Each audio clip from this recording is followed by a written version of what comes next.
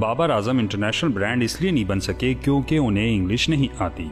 Rawalpindi express Shoaib Akhtar ने एक बार फिर ऐसा बयान देकर हलचल मचा दी है। उन्होंने पाकिस्तानी खिलाड़ियों को अजीबोगरीब करार दिया और इसी पर बस नहीं चला। शुएब अख्तर फरमाते हैं कि जब प्रेजेंटेशन तकरीब होती है तो पाकिस्तानी क्रिकेटर्स का अंदाज समझ से बालातर होता है, बात करने का ढंग नहीं आता और पाकिस्तानी खिलाड़ियों को इंग्लिश बोलना तो आती नहीं और ना ही वो इसे सीखने की कोशिश करते हैं। शुएब अख्तर ने अपनी तोपों का रुख बाबर आजम की तरफ करते हुए कहा कि वो बड़े बल्लेबाज तो हैं लेकिन इंटरनेशनल ब्रांड नहीं बन पाए क्योंकि उन्हें इंग्लिश नहीं आती और बाबर सिर्फ पाकिस्तान का ब्रांड बनकर रह गए हैं। शुएब अख्तर ने तो लाइव ब्रॉडकास्ट में कामरान अकमल की क्लास लेते हुए उन्हें बताया कि वो जो बार बार स्क्रीन स्क्रीन कहते हैं उसे स्क्रीन नहीं बल्कि स्क्रीन कहा जाता है।